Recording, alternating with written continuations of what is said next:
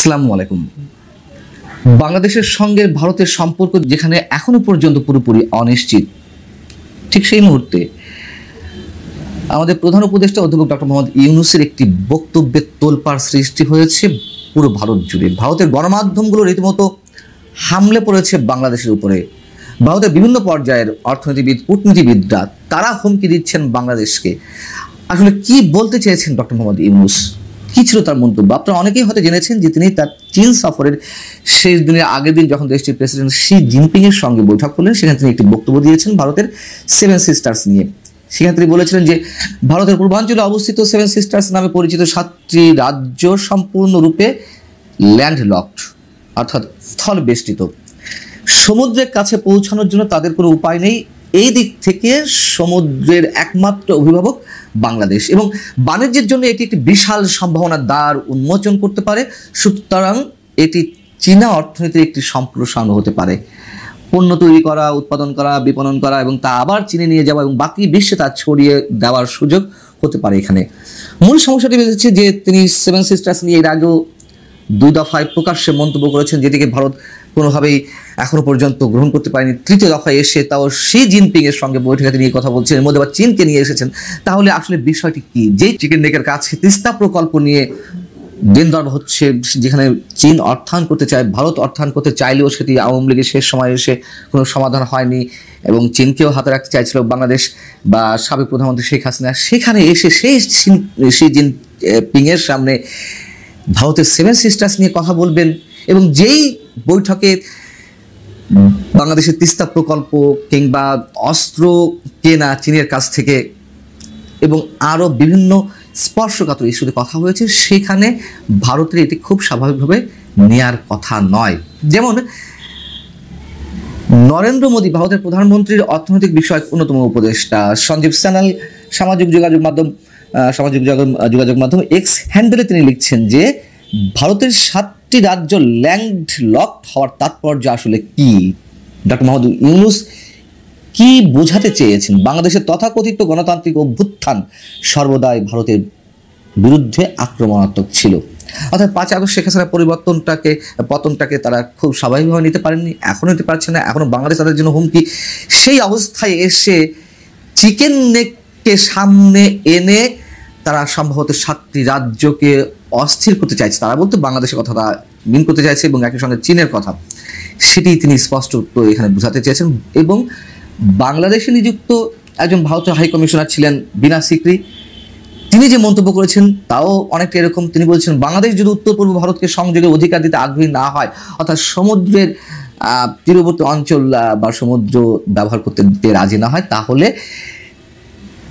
বাংলাদেশে ভারতে যে অভিন্ন নদীগুলো রয়েছে সেইখান থেকে ভারতের কাছে বাংলাদেশ যে হিস্সাটি দাবি করে সেটি নিয়ে সমস্যা হবে, সেই একটা হুমকি দেওয়া হয়েছে। ভারতের একজন প্রতিরক্ষা বিশেষজ্ঞ প্রফুল্ল বক্সী তিনি অনেকটা আক্রমণাত্মক ভঙ্গিতে খুব স্পর্শকাতর একটি বিষয়ে কথা বলেছেন। তিনি বলছেন যে ভারত বাংলাদেশ তৈরি করেছে এবং এটি তৈরি করার সময় কোনো মানচিত্রগত সুবিধা ভারত নেয়নি। তার মানে কি? ভারত বাংলাদেশকে স্বাধীন করে দিয়েছে এবং বাংলাদেশের 55,598 বর্গ মাইল যে স্বাধীন ভূখণ্ড, তার একটি নির্দিষ্ট অংশ ভারত দাবি করতে পারতো, ভারত সেখানে নিতে পারতো। মানচিত্রগত সুবিধা গ্রহণের কথা এখানে বলা হয়েছে। আমরা অবশ্যই তাদের এই বক্তব্যের তীব্র নিন্দা জানাচ্ছি এবং ভারতের যে আধিপত্যবাদী যে মনোভাব, সেখান থেকে সরে আসতে হবে। ভারতের সঙ্গে বাংলাদেশের সঙ্গে ভারতের যে সম্পর্ক উন্নয়ন করতে চাই, আমরা স্পষ্টভাবে বলতে চাই। তবে পাশাপাশি কথাও বলতে চাই যে ডক্টর মোহাম্মদ ইউনূস আসলেই কোনো উস্কানি দেওয়ার চেষ্টা করেছেন কিনা, এবং শি জিনপিং এর সামনে তার বন্ধুত্বের হাত একেবারে উজাড়ভাবে বাড়িয়ে দিয়ে ভারতকে এক হাত দেখে নেওয়ার একটি প্রচেষ্টা তার বক্তব্যের মধ্যে ছিল কিনা আমরা জানি না। তবে এ বিষয়ে অবশ্যই প্রধান উপদেষ্টার প্রেস উইং থেকে একটি ব্যাখ্যামূলক বক্তব্য আসা উচিত আমরা মনে করি।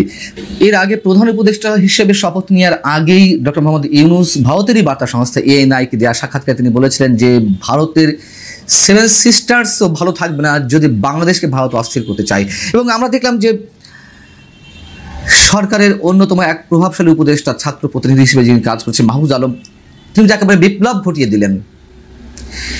তিনি তার ফেসবুক স্ট্যাটাসের যেই পোস্ট দিয়েছিলেন, যে কথাটি বলেছিলেন তা নিশ্চয়ই আপনাদের মনে আছে। তিনি বলেছিলেন যে মানে অনেক মন্তব্য করে তিনি বলেছিলেন যে বাংলাদেশের মানচিত্র বড় করতে হবে, ভারতের বিশেষ বিশেষ অঞ্চল দখল করে। এই বক্তব্যগুলো ভারতের ভালোভাবে নেয়ার কথা নয়। ভারতের বিভিন্ন পর্যায়ে যে কথাগুলো আসছে সেই কথাগুলো যেমন আমরা প্রতিবাদ জানাচ্ছি, যেগুলো আক্রমণাত্মক উস্কানিমূলক, ঠিক আমাদের পক্ষ থেকে যে কথাগুলো বলা হচ্ছে, ইভেন সরাসরি প্রধান উপদেষ্টার মুখ থেকে আসছে, এগুলো অবশ্যই আপত্তিজনক। আমার মনে হয় এটির একটি ব্যাখ্যা ভারত প্রধান উপদেষ্টার প্রেস উইং থেকে অবশ্যই আসবে, যেখানে ভারতের প্রধানমন্ত্রী নরেন্দ্র মোদীর সাক্ষাৎ চেয়েও বা তার সঙ্গে বৈঠকের প্রয়োজনীয়তার কথা উচ্চারণ করে বা আবেদন জানিয়েও গত কয়েক মাসে সেই সুযোগটি বাংলাদেশ পায়নি।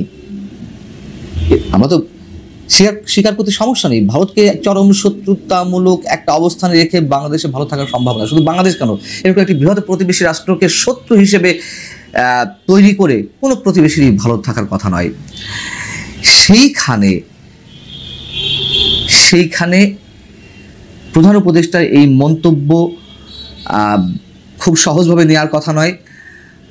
এবং যেখানে প্রধান উপদেষ্টার প্রেস সচিব মাহফুজ আলম, মিস্টার শফিকুল আলম, তিনি ভারতের অন্যতম গণমাধ্যম দ্য হিন্দুকে দেওয়া একটি সাক্ষাৎকারে তিনি বলেছিলেন, তার কথাবার্তাতেই এক ধরনের নরম সুর প্রকাশ পেয়েছে যে চীনে যাওয়ার আগে প্রধান উপদেষ্টা ভারতে যেতে চেয়েছিলেন। তাহলে ভারতকে যদি বর্তমান অন্তর্বর্তী সরকার এতটাই গুরুত্ব দিয়ে থাকে, নিশ্চয়ই এই ধরনের ছোটখাটো কোনো মন্তব্য দু দেশের সম্পর্ককে একটা গভীর অনিশ্চয়তার মধ্যে নিয়ে যাক, সেটা নিশ্চয় কারোর কাম্য হতে পারে না।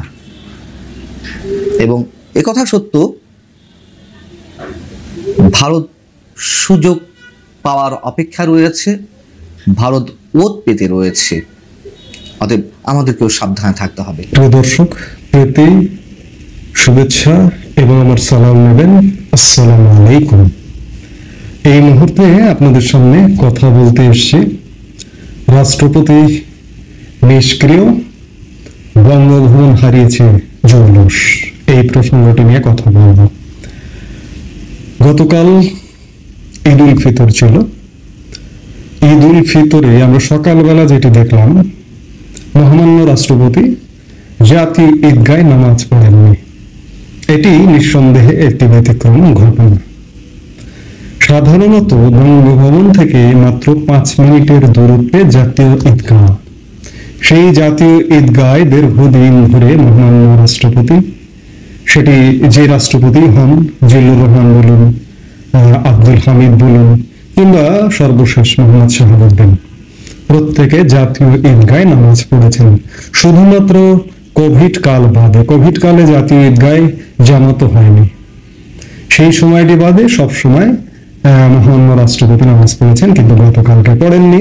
মহামান্য রাষ্ট্রপতি মোহাম্মদ শাহাবুদ্দিন বঙ্গভবনেই নামাজ পড়েছেন। রাষ্ট্রপতি কি এক প্রকার বঙ্গভবনের 4 দেয়ালে বন্দী হয়ে গেলেন? বিষয়টা খানিকটা তেমনই। নিতান্ত বাধ্যবাধকতা যে আনুষ্ঠানিকতাগুলো আছে, যেমন শহীদ মিনারে পুষ্পস্তবক অর্পণ কিংবা জাতীয় স্মৃতিসৌধে পুষ্পস্তবক অর্পণ, এগুলো ছাড়া যে কাজটি না করলেই নয়, সে কাজটি থেকে ইতিমধ্যে রাষ্ট্রপতি বিরত হয়েছেন বলেই মনে হচ্ছে। যে এই যে নামাজে না যাওয়া, রাষ্ট্রপতি কেন জাতীয় ঈদগায় গেলেন না? জাতীয় ঈদগায় গিয়েছিলেন প্রধান উপদেষ্টা মোহাম্মদ ইউনূস। প্রধান উপদেষ্টা মোহাম্মদ ইউনূস এবং রাষ্ট্রপতির এক প্রকার মুখ দেখাদেখি বন্ধু। মোহাম্মদ ইউনূস 8 অগস্ট 2024 শপথ নিয়ে আসার পরে রাষ্ট্রপতির সাথে আসলে মুখোমুখি বসে কোনো বৈঠক আজ পর্যন্ত করেননি। সাধারণত আমাদের দেশের যে গণতান্ত্রিক ধারা, আমাদের দেশের যে শাসন ব্যবস্থার সিস্টেম, সাধারণত সরকার প্রধান বিদেশ সফরে গেলে এসেও রাষ্ট্রপতির সাথে সাক্ষাৎ করেন, কিন্তু মোহাম্মদ ইউনূস এই যাবৎ কয়েকটি বিদেশ সফর করেছেন, আজ পর্যন্ত মহামান্য রাষ্ট্রপতির সাথে সাক্ষাৎ করেননি। ঠিক তেমনি ভাবে গত বিশেষ করে 21শে ফেব্রুয়ারি থেকে শুরু করে গত 26শে মার্চ স্বাধীনতা দিবস পুষ্পস্তবক অর্পণও একসাথে হচ্ছে না, যেটি সরকার প্রধান, রাষ্ট্রপ্রধান একসাথে, হয়তো একজন আগে করেন, তার পাশে দাঁড়িয়ে থাকেন, পরে করেন, সেটিও বন্ধ হয়ে গেছে। নামাজ বন্ধ হয়ে গেল, তাহলে কি তাকে বন্ধ করে দেওয়া হলো? আবার বঙ্গভবনে খুব জৌলুসপূর্ণ একটি সংবর্ধনা হয় বিজয় দিবসে, স্বাধীনতা দিবসে কিংবা 2 ঈদে। গতকালকেও যথারীতি একটি সংবর্ধনা ছিল, প্রায় 1,500 থেকে 2,000 কার্ড অতিথিদের বিতরণ করা হয়। কিন্তু গতকালকের বঙ্গভবনের সংবর্ধনায় জৌলুসহীনতা ছিল। মাননীয় রাষ্ট্রপতি সকাল 10টা থেকে এই সংবর্ধনায় অংশগ্রহণ করেছেন। এই সংবর্ধনায় দেশের প্রধান প্রধান রাজনৈতিক দল বিএনপি, জামাত কিংবা নব্য গঠিত এনসিপি তাদের কাউকে দেখা যায়নি। প্যাট সর্বস্ব কিছু রাজনৈতিক দলের নেতাকর্মীদের দেখা গেছে। প্রশাসনের উচ্চ পর্যায়ের কর্মকর্তাদের দেখা যায়নি। আমার মনে পড়ে গেল 2014 সালের নির্বাচনের আগে একটি ঈদ হয়েছিল। সেই ঈদে সেই সময়ের প্রধানমন্ত্রী শেখ হাসিনার সাথে দেখা করেছিলেন প্রায় 100 সচিবের মধ্যে মাত্র 3 জন ঈদের শুভেচ্ছা বিনিময় করতে গিয়েছিলেন। কারণ সেই সময়ের সেই সচিবরা ভেবেছিলেন যে অল্প কয়েকদিন পরেই যে নির্বাচনটি অনুষ্ঠিত হতে যাচ্ছে, শেখ হাসিনা সেই নির্বাচনে হেরে যাচ্ছেন, অর্থাৎ সরকার বিদায় নিচ্ছে। এই জন্য সচিবরা দেখা করতে যাননি। ঠিক তেমনি ভাবে মহামান্য রাষ্ট্রপতির সংবর্ধনায় সচিবরা আসলে সেই অর্থে কেউ যাননি বললে চলে। আসলে কেউ গিয়ে বঙ্গভবনে গিয়ে হয়তো কেউ ভাবছেন যে নতুন বিপদ ডেকে আনাটাই সমীচীন। উপদেষ্টা পরিষদের কাউকে দেখা যায়নি, শুধুমাত্র ধর্ম উপদেষ্টা আফম খালিদ হোসেনকে দেখা গেছে, এছাড়া কাউকে দেখা যায়নি।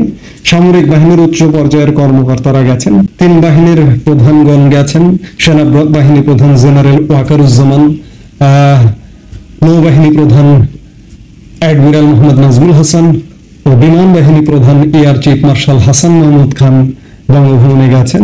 কিন্তু এর বাইরে সেই অর্থে উল্লেখ করবার মতো উল্লেখযোগ্য কোনো রাজনীতিবিদকে দেখা যায়নি। অর্থাৎ বঙ্গভবনে যে বিশেষ দিনে একটি সংবর্ধনা, জৌলুসপূর্ণ সংবর্ধনা, সেটি জৌলুসতা হারিয়েছে। রাষ্ট্রপতি এক প্রকার 4 দেওয়ালে বন্দী হয়ে গেছেন। এটি কেন? রাষ্ট্রপতি তো শুধু রাষ্ট্রপতি নন, রাষ্ট্রপতি মোহাম্মদ শাহাবুদ্দিন না অন্য কেউ এটি নয়। রাষ্ট্রপতি একটি প্রতিষ্ঠান। বঙ্গভবন রাষ্ট্রের সার্বভৌমত্বের প্রতীক।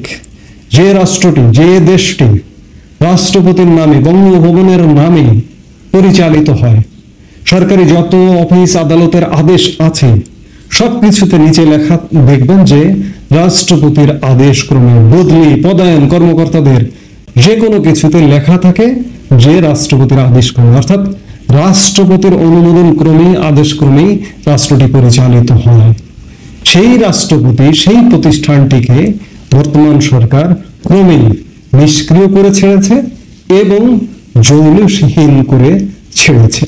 অর্থাৎ রাষ্ট্র আর রাষ্ট্রের জায়গায় আসলে নেই। এটি বহু আগেই প্রমাণিত হয়ে গেছে। আবারও নতুন করে ঈদ উপলক্ষে প্রমাণিত হলো যে রাষ্ট্র রাষ্ট্রের জায়গায় নেই। রাষ্ট্র আপন গতিতে চলছে, কোনো নিয়ম কানুন প্রথা রাষ্ট্র আর মানে না। রাষ্ট্র এক প্রকার নিজের মতো করে প্রকৃতির রাজ্যের মতো চলা চলছে। এই চলা কোনোভাবে মঙ্গলজনক নয়। এগুলোর অবসান হবে নিশ্চয়ই, আমরা সেই অবসান প্রত্যাশী। এই মুহূর্তে এ পর্যন্তই।